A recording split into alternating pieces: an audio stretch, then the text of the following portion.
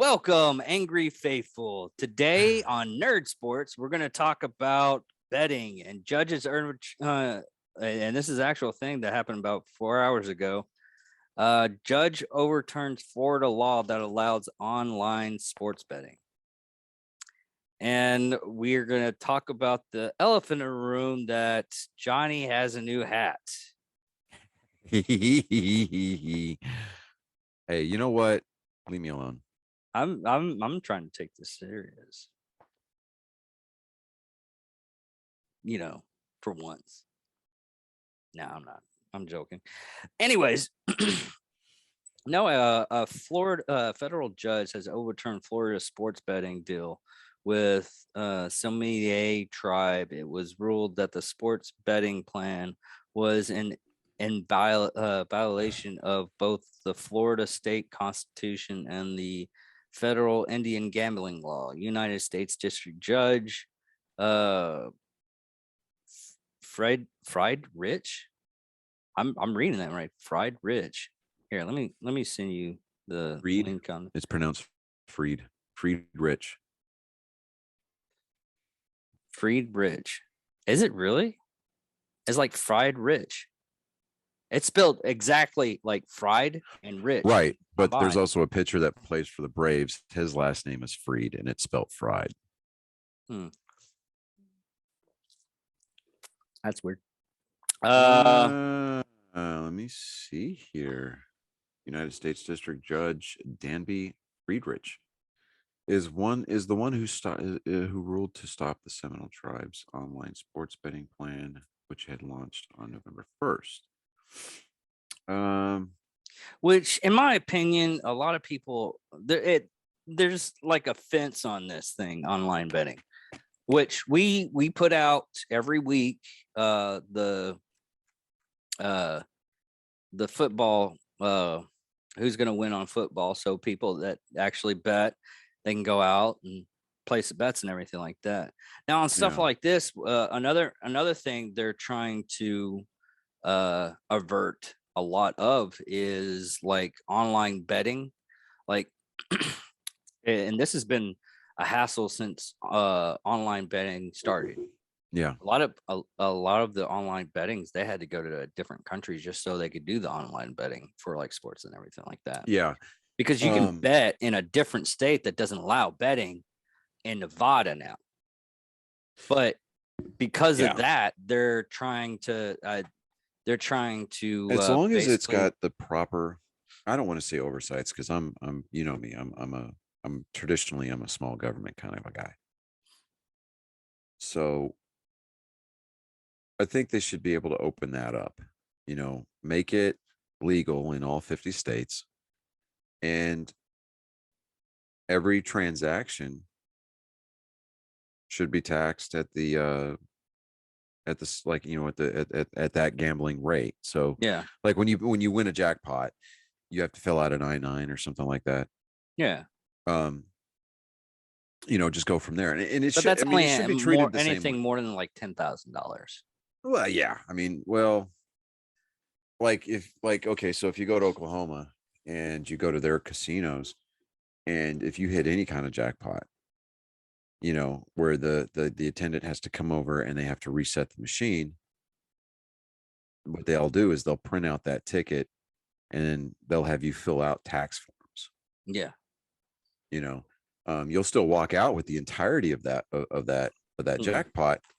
Oh, not anymore. You used to, where they'd be like, okay, well, you walk they've out. never done that. I know. You'd had to come back. Yeah. Okay. Well, you're right. All right. So depending on how Vegas, much it is, I know Vegas takes your taxes automatically. Yeah. Vegas takes the taxes automatically, but I had a friend of mine that won the jackpot. He had to go back to go get it because he had to fill out the forms and they had to process it. And he won like 14,000. Oh wow, damn. Oof. Yeah.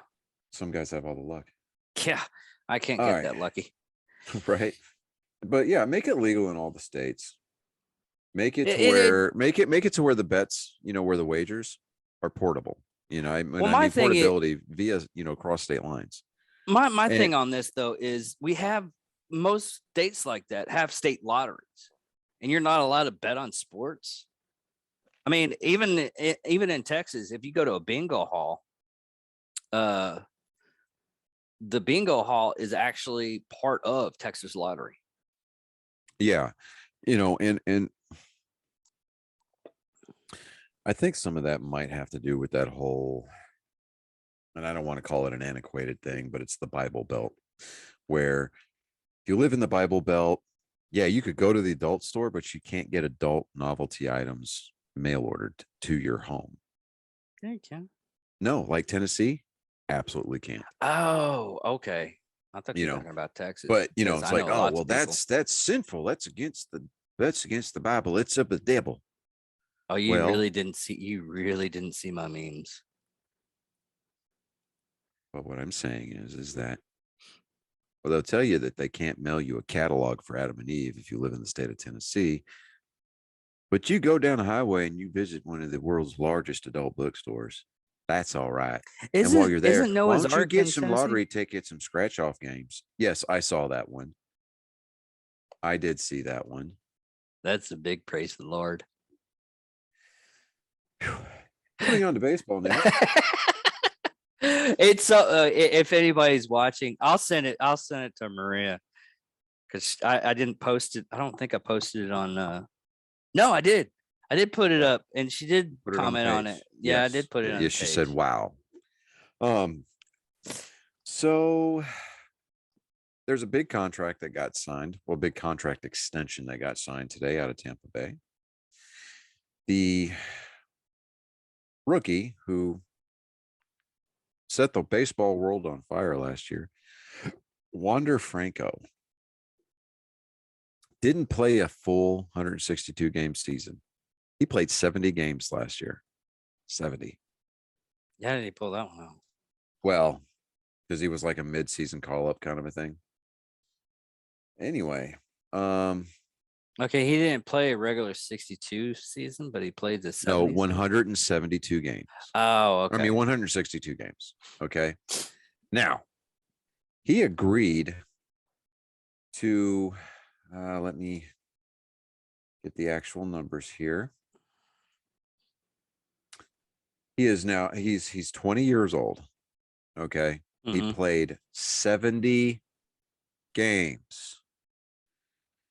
Today, he and the Tampa Bay Rays came to an agreement for an 11-year contract extension that includes a 12th year club option. The deal is guaranteed at $182 million and can max out at 223 with the option and award escalators. So like if he bats like a certain batting average over the course of a single season, if he gets so many plate appearances, if he makes it to the playoffs, and if he hits a certain amount of home runs or gets a certain, I mean, they're all performance based bonuses, right? But I mean, and there's even like $3 million bonuses for top 5 finishes in the MVP voting every year. Now, what makes this? I mean, that's the largest contract extension. I mean, one of the largest contract extensions in Major League history. Yeah, he was a number 1 prospect for 2 years, and yeah, I mean, the guy lived up to the hype because this dude's on base percentage was unreal last year. Granted, yeah, he played in 70 games, but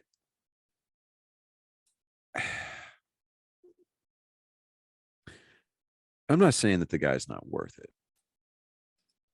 My problem is there's the big mega deals like this for rookies. Rookies, okay? They haven't paid their dues on the major league level yet.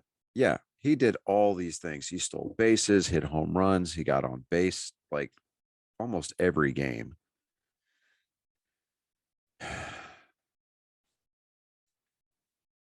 But for Tampa Bay, who is traditionally a small market team, to go out and sign a deal like this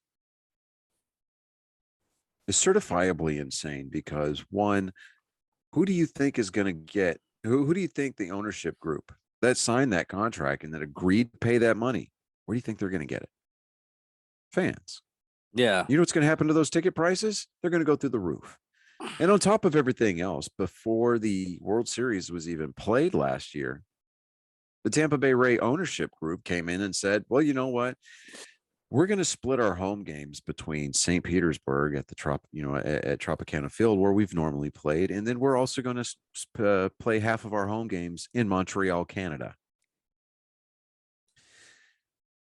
I think it's a big power play by the ownership group to get a new stadium, because anybody and everybody who has ever played at the Trop will tell you that the place is a dump. It's got those catwalks in the roof that are now they're in play. The ground rules seemingly change on them every season. It's out of the way. To say that it's easily accessible by mainstream traffic means is stretch, far and away a stretch.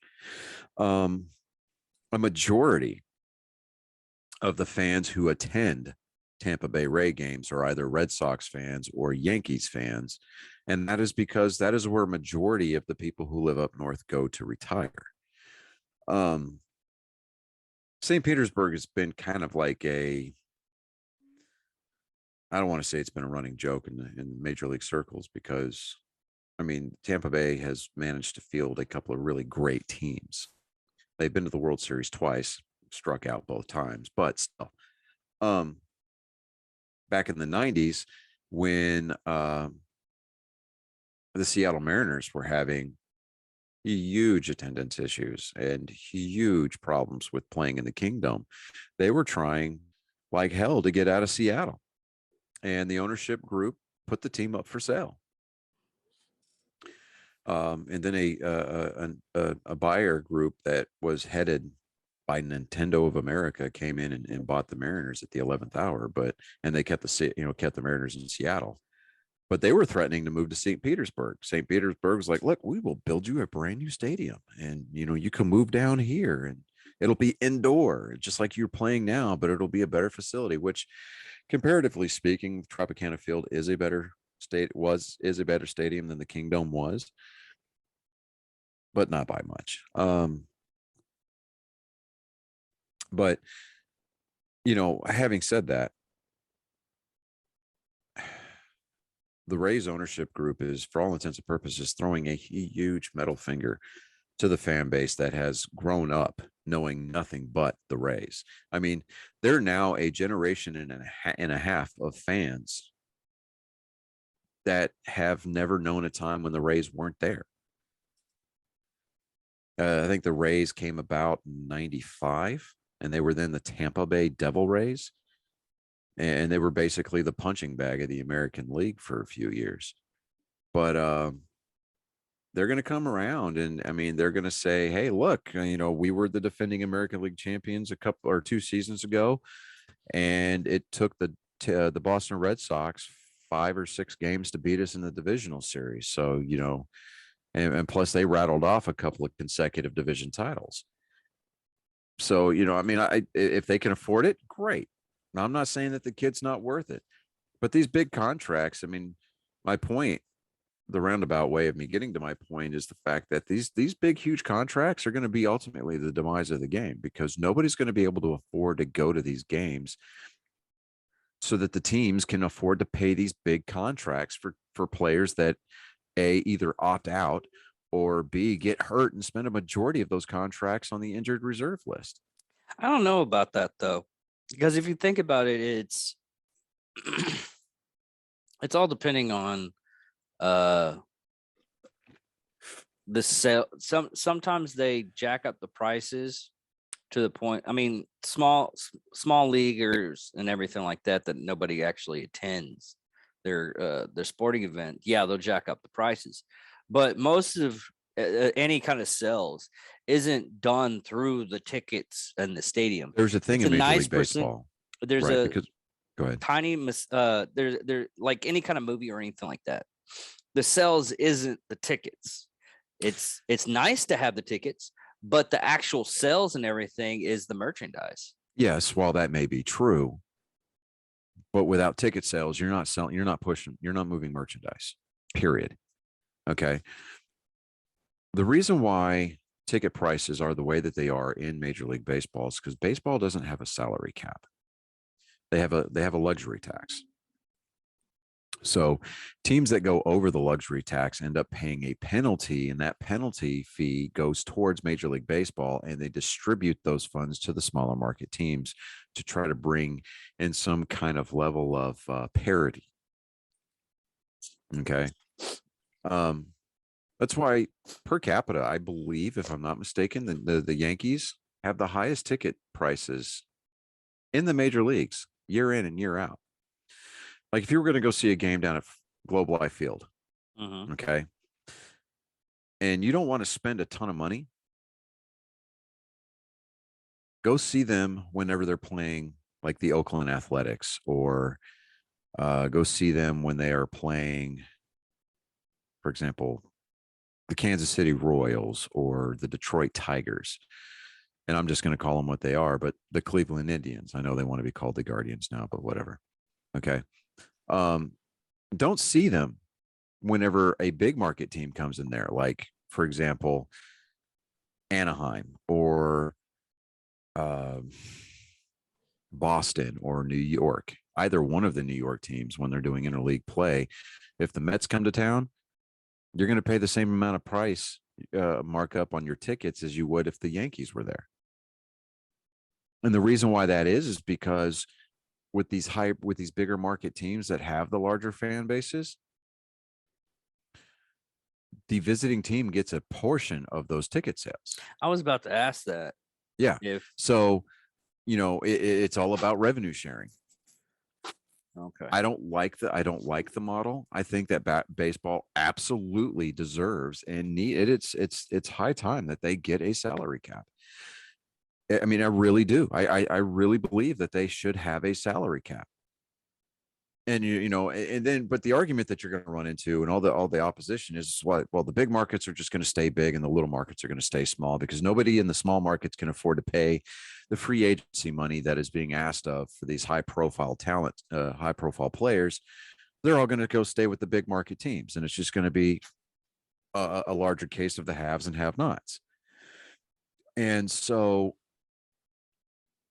I mean, with the collective bargaining agreement coming up for renewal, there's got to be something that can be said. So, I mean, eventually at some point in our future, before you and I are both called home to go sit at the right hand of the Lord, I honestly believe that we will see a day where baseball has a salary cap. And I think it will be for the betterment. Has salary caps, right? Football does. Well, football does. Does basketball? I believe basketball does. I also believe that the NHL does. Okay, so yeah, baseball is one of the few remaining major league sports that does not have a salary cap. That is so weird. And you're going to get these mega agents like Scott Boras. He's going to sit there and talk about how, well, it's wrong for players to not get those big contracts. Well, to a degree, I would agree. But for the most part, I absolutely and vehemently close that door. I vehemently disagree with the point that he was trying to make, because at the end of the day, these agents and these mega agents, I mean, they'll get their 10 to 15% cut of whatever it is that they get their players to sign for. Yeah. Which is so, in my opinion, it's stupid ridiculous, because what a lot of people don't understand also on this is like football players getting that $100 million contract. They don't get that $100 million. They get $100 million contract for such and such years, and they get paid each year such and such amount of dollars. But baseball, it's totally different, to where if they get a big contract, they don't get it for such and such years half the time. They get that big contract. Well, baseball, no, they don't get all that up front. No, I mean, they're paid. Their contracts are structured in a certain way where they only get a certain amount every year, and it's usually the way that the pay is scaled is that they earn less at the tail end of that contract. Oh, okay. Now, the thing with the baseball having those big multi-million dollar multi-year contracts, we're talking 11 years, $181 million. While that may not be one of the biggest contracts to have ever been signed, I do believe, though, that, and I was hearing about this on sports radio down there in Fort Worth all day today. The problem with those long contracts like that is that the clubs are betting on the fact that that player is going to stay healthy. And you know that the longer that the further into their career that this player gets, their production is going to decline. There's no way around that. There's no two ways about it. Their production is going to decline because their body's going to start breaking down. The game is going to keep getting faster. They're inevitably going to get slower. You know, pitchers, their arms burn out, their legs go. I mean, pitchers can suffer from all kinds of ailments. Position players like third baseman, shortstop, you know, people that play in the infield specifically, their reflex time is going to degrade. Their batting averages are going to go down. And, you know, with the way that this game is played nowadays, I mean, you get these guys that get out there and they are just all or nothing to an extent, but as soon as they get hurt, it's like they stay hurt. For example, Jacoby Ellsbury. I know that I promised myself that I would never speak this man's name again because of what he did to the Red Sox after helping them win the World Series in 2013. But he signed immediately out of the gate a free agency deal to go play for the Yankees.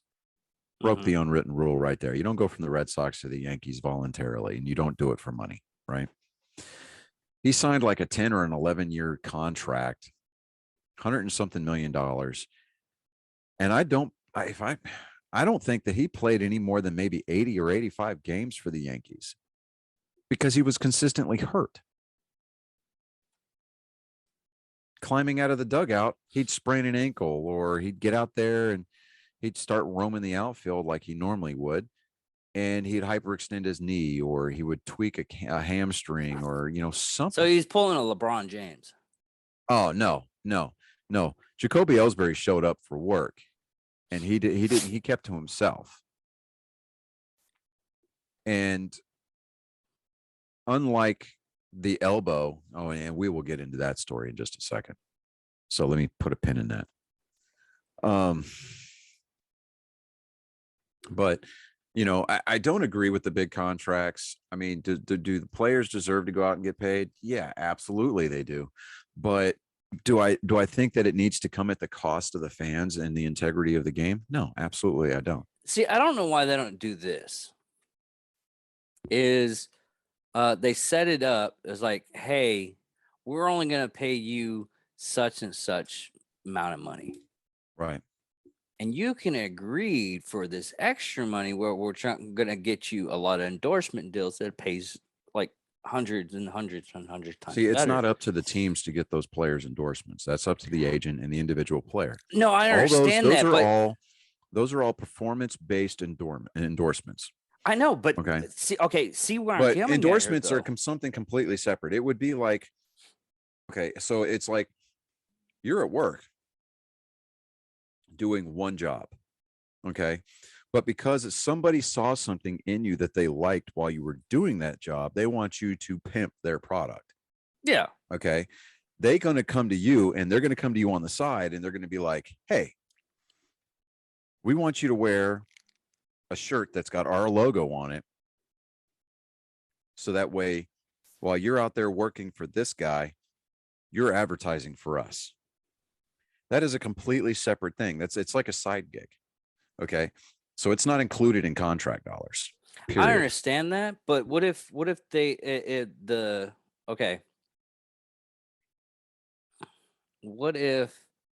got something added to do that? Like there's like a separate source of income to actually play where it evens out.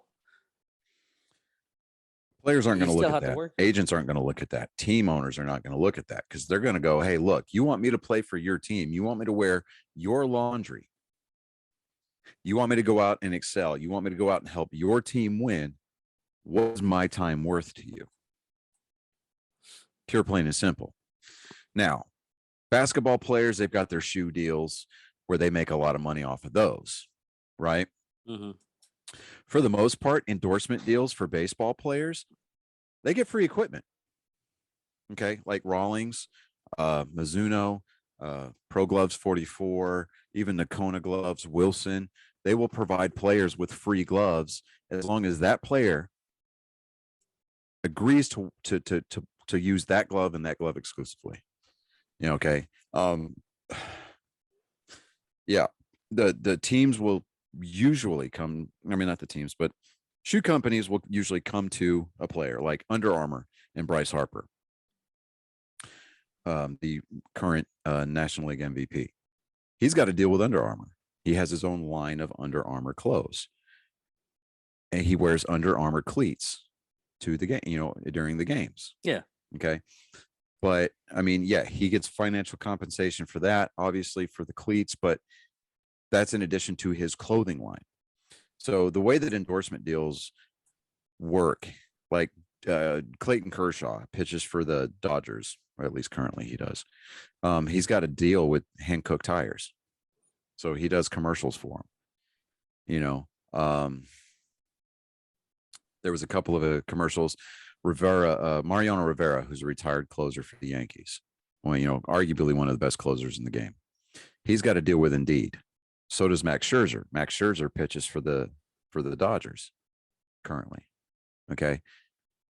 That's an endorsement deal that they got based on who they were and who they are for that particular company. So they go out and say, okay, we're going to pay you to do these commercials, yada, yada, yada. Okay. So they're not out there wearing shit that says Indeed on it. They're out there making commercials. Okay.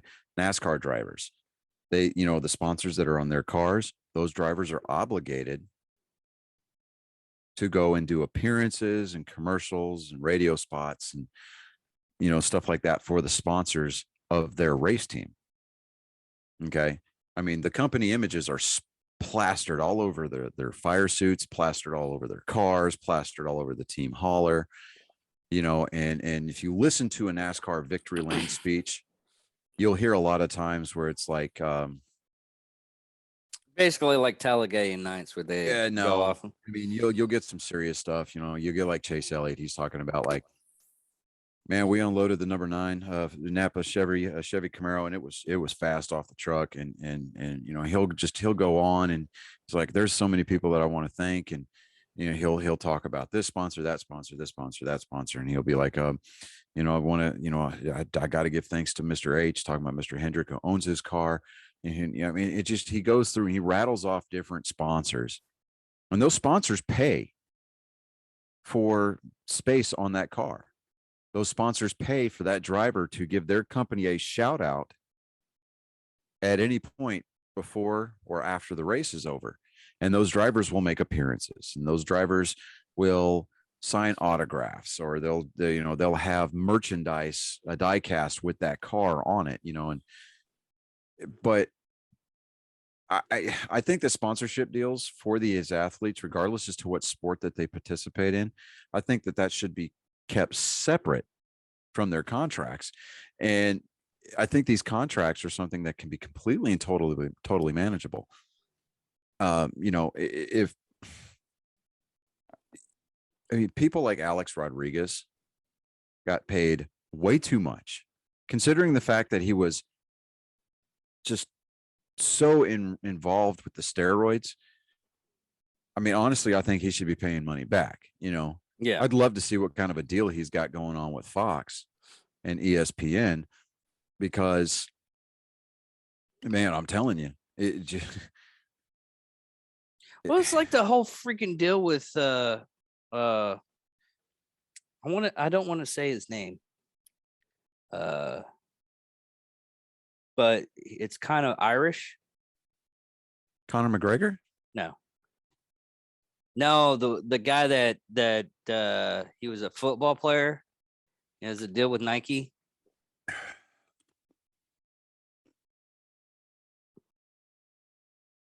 He has a fro. Hold on. Yeah. You got it now. Huh? You got it. You got it now? No. Hold on.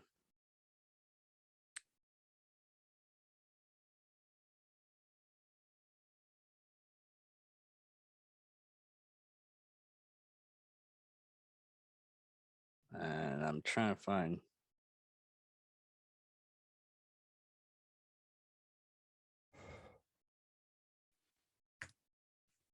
I just don't want to say his name because he doesn't really do that much. He doesn't play the game anymore, but he's still going off on the game. Like right now, he's saying that NFL is the same as slavery. Yeah, see why I don't want to say his name? Oh no. No, yeah. Okay. Mr. Nealer. Yeah, okay. Yeah. I mean, he gets endorsement deals, he does all this stuff. He basically does this dog and pony show, and he gets paid for it.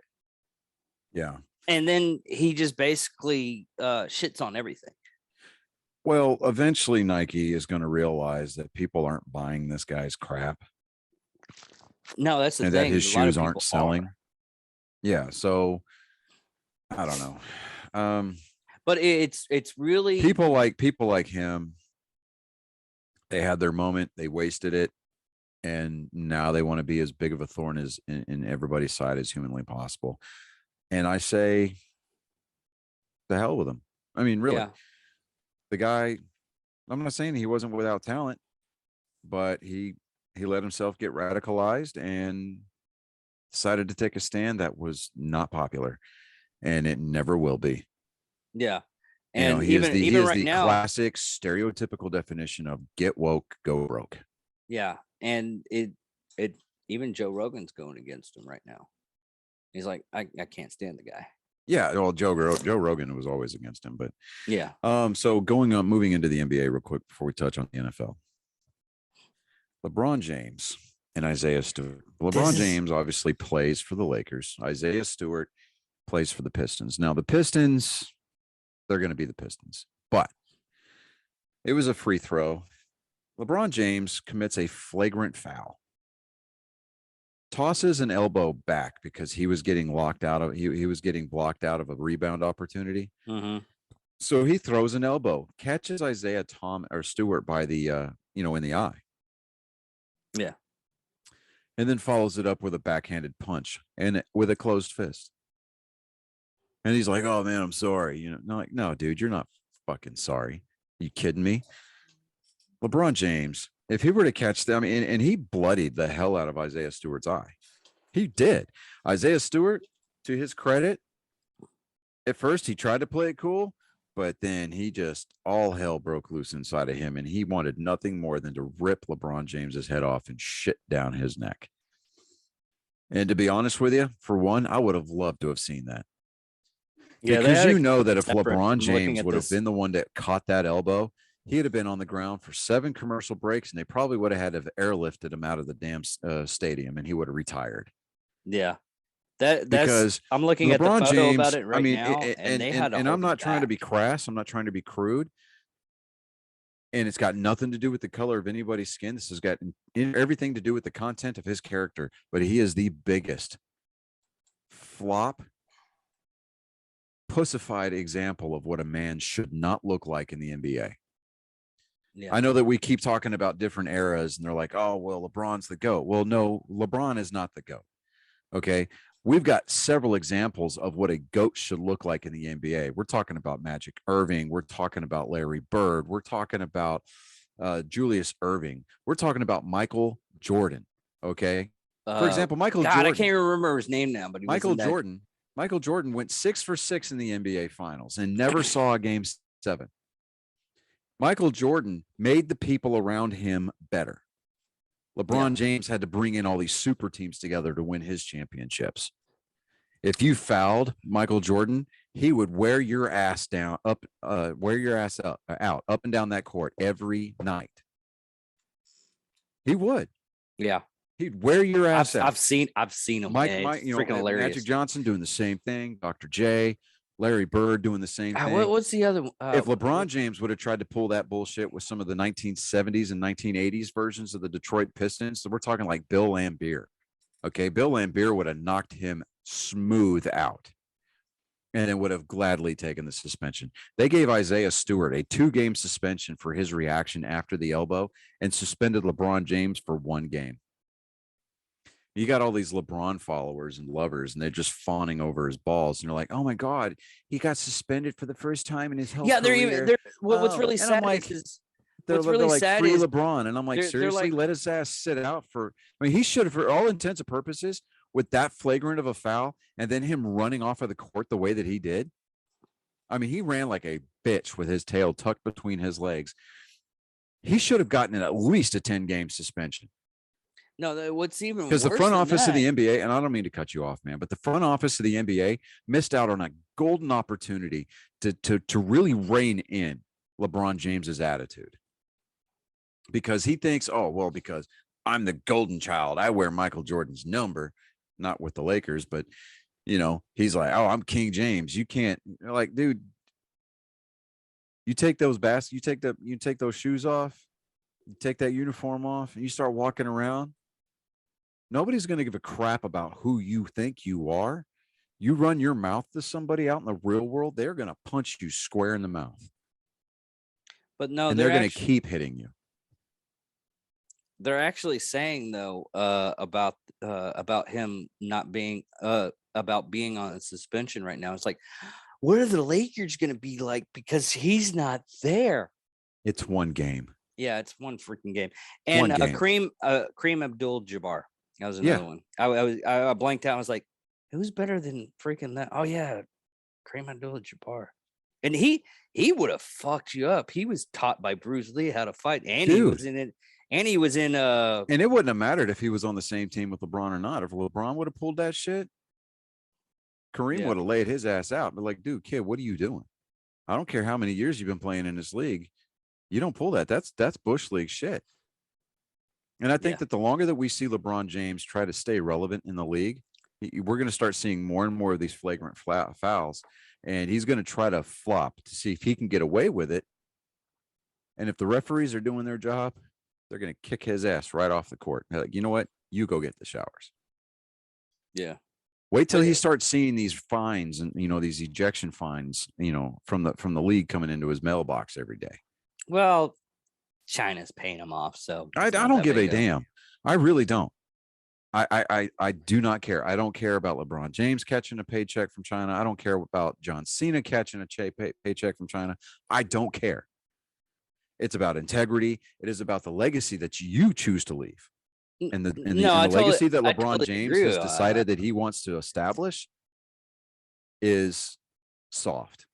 That's, I mean, if there's a key word that I could use to pigeonhole LeBron James into, if I could fold him up and put him into a neat little box with a one word label, it is soft. That dude is soft. He's a loudmouth, soft player. That's all there is to it. And this one, like, oh, you've been suspended for 1 game, Mr. James. Give me a break. Seriously? Anybody else in the league pulls that crap, you're looking at least a 5-game suspension without pay. Yeah, and the other guy was about to beat the crap out of him. Oh, yeah. They had to pull out like 5 guys. Yeah, he even left the floor, and they were warning the Lakers bench, hey, he may try to come in through the tunnels. Oh, yeah. So the 2-game suspension on him, yeah, totally. I gauged on his reaction. Absolutely.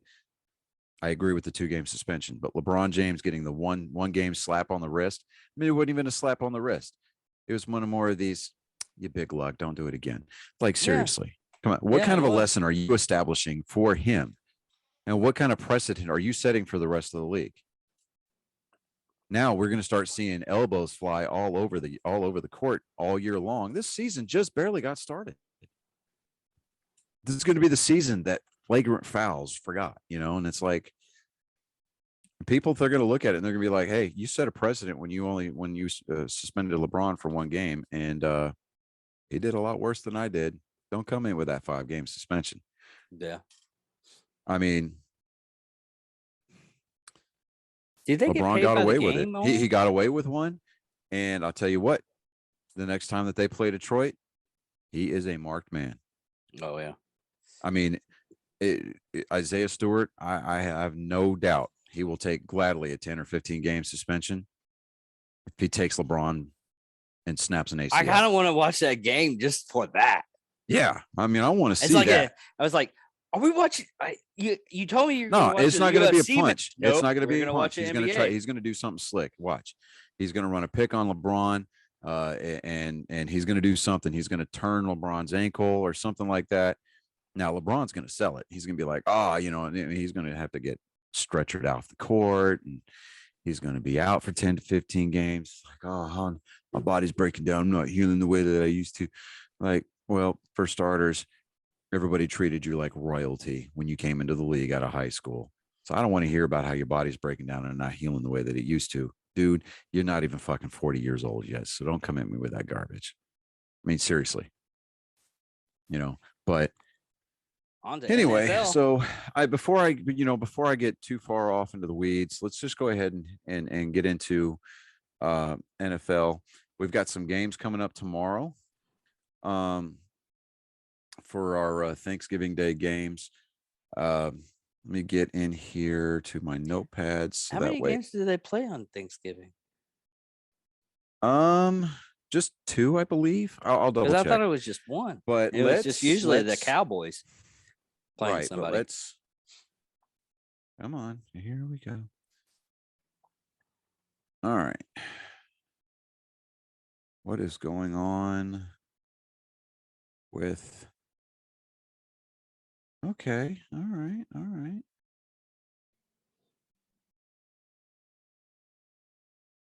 Yeah, it's whoa. Okay. I'm trying to pull up the scores for last week so we can go over our picks.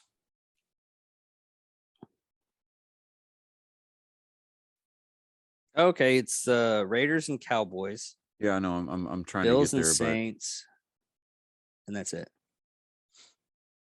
No, it's a triple header. Yeah, I think the the Bears and the Packers. No, it's Lions. Oh yeah. And I'm gonna get into that in just a minute. Schedule. Okay, so we're gonna go week. All right, let's go over our week 11 picks here. So we had New England over the Falcons. That happened in a big way, 25-0 Patriots. I had the Saints over the Eagles, and the Eagles showed up and they went to work 40-29. They beat the Saints. Had Miami over the Jets. That happened. You remember initially I said I wanted Washington over Carolina, and then you threw out some kind of mystic logic and I changed my mind. I was wrong. You were fucking wrong. It was 27-21 Washington. So that it was a close game. I don't give a shit. I had the winner picked. But you know what? It was a That's close. fine. It was fine. No. It's fine. You got to give me. You had your novice minute in the sun, and it showed. So there you go. It was a fucking okay. close game. So I had the Bills over the Colts. The Colts came and they upset everybody. 41-15 Colts. I had the Lions over the Browns. That was a close game. It was 10-13 Cleveland. I had the Niners over Jacksonville. They won 30-10. I had the Titans beating the Texans in Tennessee. Houston came into town and won 22-13. I had the Packers over the Vikings. That was an incredibly close game. They were like trading touchdowns in the fourth quarter, basically. It was 34-31 Minnesota, so we lost that pick. I had the Ravens over the Bears. They won 16-13. I also had the Raiders over the Bengals. The Raiders failed to show up. They scored 13 points against the Cincinnati's 32. I had the Cardinals beating the Seahawks. They did that 23-13. And I had the Cowboys playing a lot better against the Chiefs, and they didn't even get to the end zone. They lost 19-9 against Patrick Mahomes and the Chiefs. I had Pittsburgh over the Chargers, and damn, they almost did it. They almost came through for us. 37-41 Chargers. And on our Sunday night or our Monday night game, I had Tampa Bay going out in a big way and then just embarrassing the crap out of the football New York Giants. 30-10 Tampa Bay. And as a result of that spanking that they got on prime time, the former coach of the Dallas Cowboys, Jason Garrett, named as the offensive coordinator for the New York Giants over the last couple of seasons, he got fired today. The Giants fired Jason Garrett as their offensive coordinator. Yeah. That's one thing I read about and I totally forgot about. Yeah. And the whole headline was the Cowboys fired him for a reason, and they got picked up by the Giants, and the Giants figured out why the Cowboys fired him. Yeah, exactly. All right. So with that being said, I'm going to go ahead. Let's get into these picks for this week. So let's start with tomorrow's games. Our Turkey Don't Day forget games. to put it on Facebook too. Oh, I know. I put our picks on the on Facebook last week before we even concluded our recording. Oh, okay, cool. Yeah. So slow your roll there. Pump the brakes there, Thanos. All right. So I'm going to go out on a limb. I'm going to stick with the Lions again. I'm going to take the Lions over the Bears. Because, well, the Bears, they're 3-7, and the Lions, I'm telling you what, they want to feel relevant, and the best way to do that is to show the NFL why they should not lose their Thanksgiving Day game. So I'm taking the Lions in an upset over the Bears. Now we've got the Las Vegas Raiders coming to the Dallas Cowboys. They are going to be kicking off at 3:30 Central Time tomorrow. I was not really pleased with the way that the offense played on Sunday night versus the Chiefs, but the Raiders do not have a run defense for shit. Well, have the Raiders actually played any kind of good football? Right? Oh, they're 5-5 right now. Okay, so they're half and half. Yeah, but they were good at the beginning of the season. Then they fired their head coach because the NFL went on a witch hunt. John Gruden got fired over these alleged racist emails. The Raiders have done absolutely squat since. I'm going to take the Cowboys over the Raiders, and in fact, I'm going to even be as bold here. You know what? Let's do this. This is going to be the only game I'm going to attach a score to, but I'm going to say 27-21 Cowboys. It's going to be an excruciatingly close game, but the Cowboys will come out on top.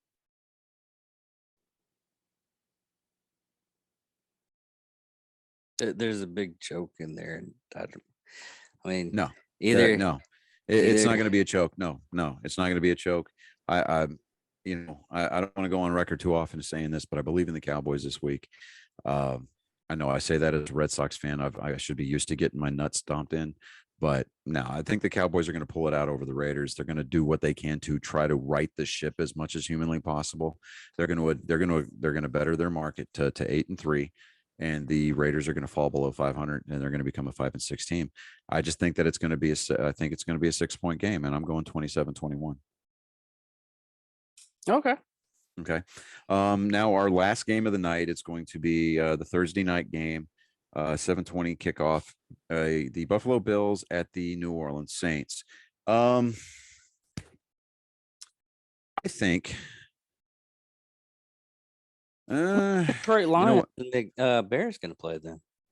Oh, the Bears are playing the Lions, and I'm picking the Lions to beat them. I know, but when is that game is at 11:30. That's the early game. Oh, okay. Yeah, that's one of the bright sides of playing Detroit on Thanksgiving Day is that you'll be home in time for dinner.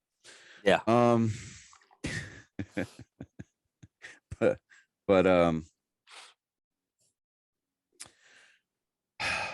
you know what? I'm going to take Buffalo over the Saints. I'm not attaching a score to any other games, but I am going to take Buffalo over New Orleans. So now let us move over to the Sunday games. All right. So the Buccaneers at Indianapolis to play the Colts. I'm going to take the Bucs over the Colts, just because I really look at what Indianapolis did against the Bills, I think it was a fluke, man. I really do. Indianapolis's defense traditionally not that great. Not that great. Tom Brady, he has shown some pretty ballsy ass mobility here over the last couple of weeks. It's like he's got a fresh new set of legs. And at 44 years old, I mean, he's doing things that we're never going to see another 44-year-old do in the league. So I think Tampa Bay is going to take it to the Colts. And that's going to be, that's my call on that one. So Brady now has like one more season, right? No, I think he's got at least 2 or 3 in him. He said he's not going to play till he's 50, even though he thinks that physically he could. So I think either he's going to win this year, he's going to win it all this year and then retire, or he's going to get close and decide that there's unfinished business and he'll play one more season after that. So I think maybe at best we might have him for another 2 or 3 seasons. But contract wise, he only has like one more season. Because I only think he signed. Did he sign it for 3? He I think he did sign a 3-year contract. Yeah, he signed. But that doesn't mean that he can't extend. Because you change the culture of the entire team by bringing in this quarterback, and he takes you to the promised land his first season under center. That's true. Okay. I mean, you have the GOAT playing under center for you. I mean, it just, I don't know. And our game of futility of the week, the Jets at the Texans.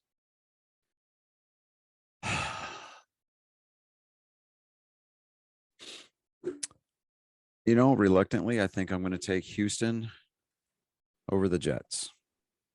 Jets, you suck. Okay. All right. Philadelphia at New York.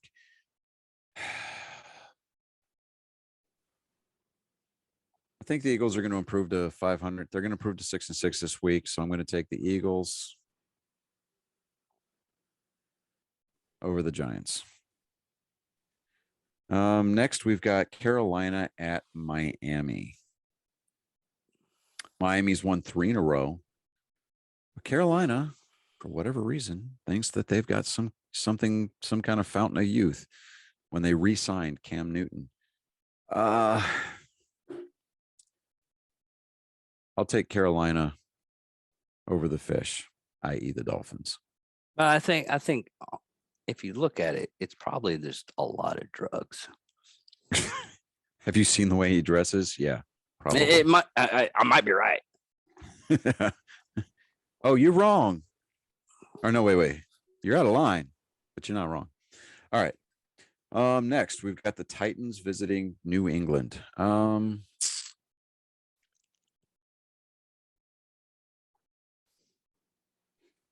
Isn't that cute? You muted me so you could parent. I didn't mute you. Oh, you were just mouthing. I can actually parent just with my eyes, like, and they just know what I'm thinking. Right. There's also the knife hand, the glorious knife hand. I'm just telling you. All right. So moving on. I don't even have to do that. All right. So I don't know really who to take on this one because Which one? Tennessee at New England. New England seems to have found something that works. I mean, they've got a pretty good formula in Mac Jones. Well, New England's Bill always had Belichick's that. defense Even is starting to step up again. New England's home game's always been good though. Yeah. No matter who they have as quarterback. Derrick Henry has not come back off of that foot injury yet. And you know what? I'm going to take the Patriots over the Titans. I know it's not going to make us very popular in Tennessee, but don't care. It's not their show. I'm not going to Tennessee. All right, so Pittsburgh, I might make it up to Boston. This is going to be a big game. The 5-4-1 Steelers are visiting the 6-4 Bengals. You know what? I think the Bengals are going to take that game. I really do. So I'm taking Bengals over the Steelers. Oh, the 4-6 Atlanta Falcons at the 2-8 Jacksonville Jaguars. Who's going to blink first at the end zone? Oh man, Atlanta's gonna. I think Atlanta, the Falcons are going to give people in Atlanta a reason to digest their turkey peacefully this weekend. So I'm going to take the Falcons over the Jaguars.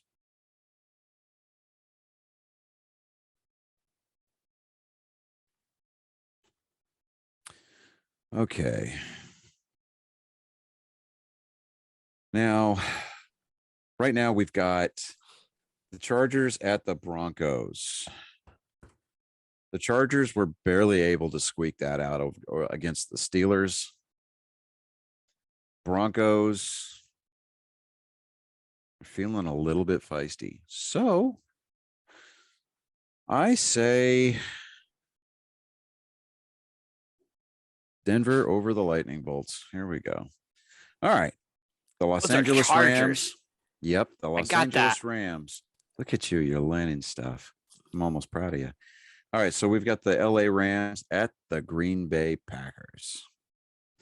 This one is without introduction, without explanation. I'm taking Packers over the Rams. I could see because Matthew Stafford, the quarterback for the Rams, he's going to revisit Lambeau Field, site of one of his most famous gaffes, the butt fumble. If you look up the footage of the butt fumble on YouTube, I'm doing that right now because that's pretty. Yeah, I think the ghost of the butt fumble is going to come back and haunt him when he visits the frozen tundra. Okay, next on our list is going to be the 5-5 Vikings at the San Francisco 49ers. 6 years ago. Yep. All right, I'm going to take the Niners. Pays attention to this. I'm going to take the Niners over the Vikings. Two more games. We've got our Sunday night game, which is Cleveland at my God. Baltimore. I'm going to take the Ravens over the Browns. Dude, that is so fucking hilarious. Yeah, I'm going to take the Ravens over the Browns on that one because the Ravens are playing at home. Yeah, they've got their backup quarterback. Lamar Jackson is supposed to be practicing this week, so he might be ready to go. And finally, our Monday night game, and you will not sway my decision on this one. It is the Seattle Seahawks at Washington. I am taking the Washington football team over the Seattle Seahawks. I would. Seattle Seahawks haven't really been playing that well this year. So that is our week 12 picks, man. We've got 4 weeks left in the regular season before the playoffs start. Ain't that something? God, man, that is so weird. And for some other reason, the NFL has always gone fast for me. Even though it does technically, it starts off in like August. You got August, September, October, November, December, a little bit in January. That's the playoffs. And then at the end of January is the actual big game. So you got 5 months. Yeah, something like that. Yeah.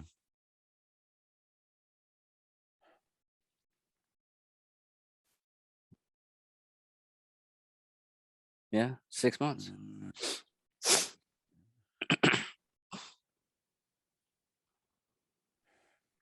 So, anyways, let's go. I don't have picks for Cyclones Associate, but we got a day for things.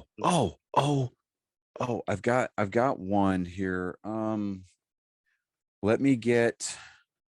Did someone give you a pick for no, this is something that I saw on TikTok.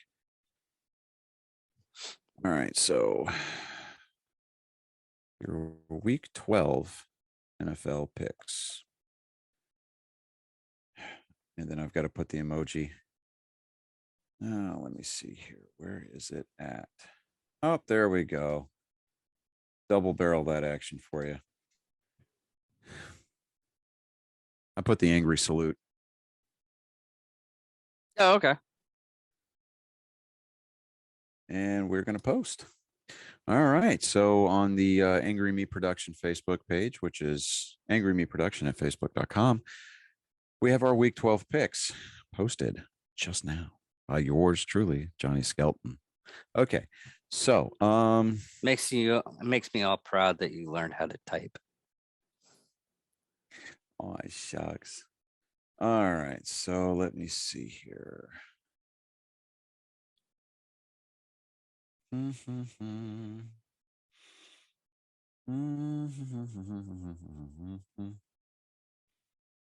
And who's your serial killer for this week? Yeah, let me pull that up real quick because that is on. Where is my phone? Give me my phone. You? Oh, Okay. that's what I wanted to talk about on What the Hell. Yeah. Holy fuck. The Maxwell trial. Okay. Well, we can talk about that on, yeah, like you said, what the hell, but let me over here. All right, hold on. I saw it today and I was like, oh yeah, that sounds really cool. Um,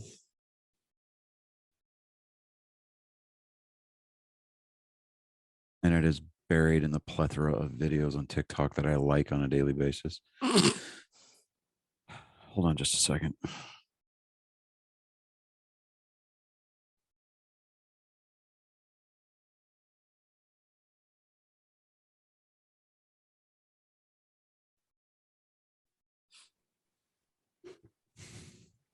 Or how many freaking videos on TikTok that I share on a daily basis.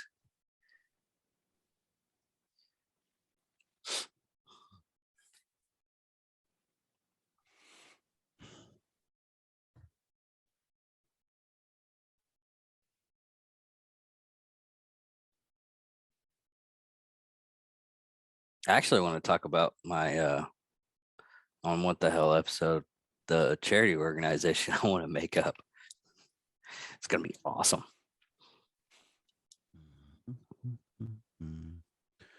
Hold on, I'm trying to get this one here. While Johnny finds that, what we're gonna do now is we're gonna look up my search history.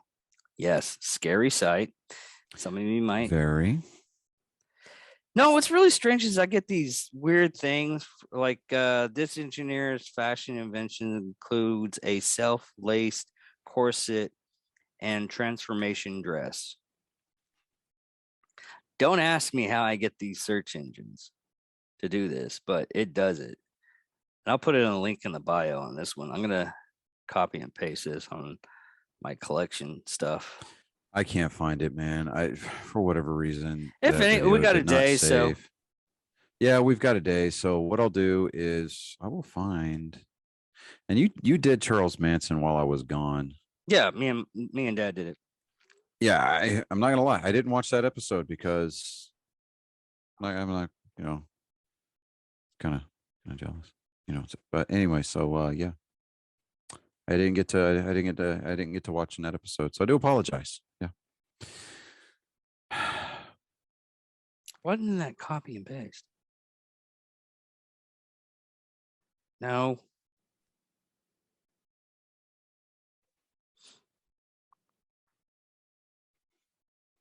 There we go. But fucking hell. I don't even know who that is. Oh, I know who that is. Okay. They went to Scotland. Okay, so I think this is the one that I was. Oh, we're gonna have to do also. Hopefully, we can get everybody next week. We can get Tasha Coots on the show and talk about Kurtz? military. Kurt, is it Kurtz? Kurtz, yeah, Mike Kurtz, Okay. Tasha Kurtz. Yes. Get her on the show about females in the military. Yeah. Elizabeth Bathory or Bathory. Countess Elizabeth Bathory Diacet. She's Hungarian. Born 7th of August 1560, died 21 August 1614, died 54 years old. She had around 80 confirmed victims and up to 650 alleged victims. Well, we can get on that on Psychos and Sociopaths. But this is Nerd Sports, everybody. We'll give you the angry salute. Bring And yours thank down you. now. Bring yours down because I didn't see. There you go. I mean, it's like no, like all good pictures are ruined by the blank adapter. That's what the top of the screen is for us. So there you go. All right. Yeah. Give us a hold on. I got to think about the orientation of the screen. Give us a like, hit the notification bell, subscribe to our channel. You're gonna have to move my arm. For me, it's right over here. Oh yeah, you're right. Well, whatever. Like, anyway, hit the big shiny subscribe. red button on YouTube. Follow us on Instagram, Facebook. I'm in the process of revamping our Twitter account again. I don't know how that happened. Dude, I don't know, but I'm about to change the damn password. Anyways. It won't help. Anyway, so yeah, give us a follow on all of our social media. Hey, look, I didn't even look to see what our count is this week. We're still at 60. Are we still at 60? But we have a couple more likes on the Facebook page, so.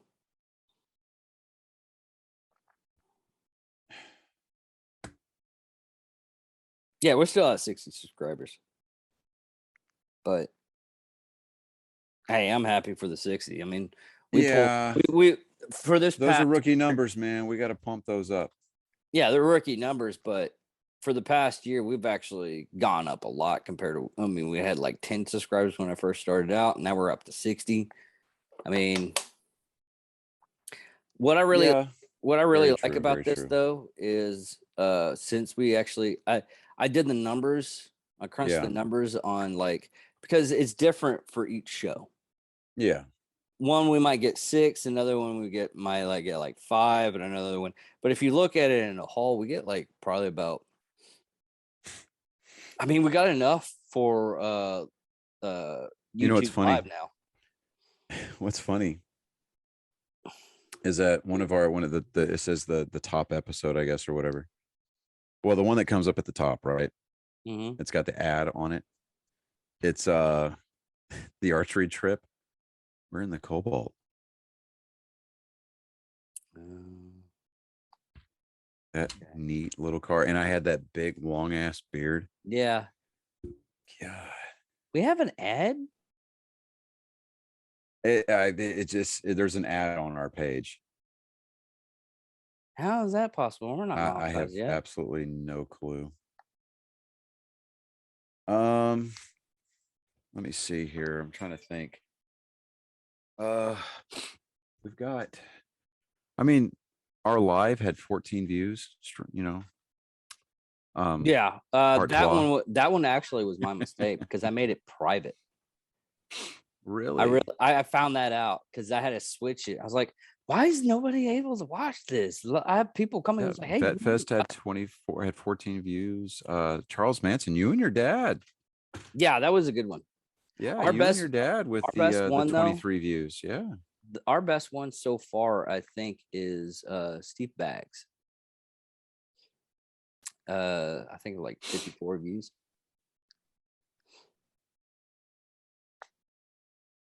I'm looking here. I'm looking.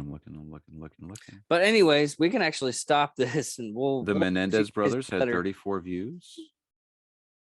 Hey, oh yeah. Oh, actually, it was no, the revisited episode had 34 views. The original episode had 70. Yeah. Johnny. Yeah. I'm David Dickerman. Ooh, Vicky Dawn Johnson had 139 views. I'm Johnny Skelton.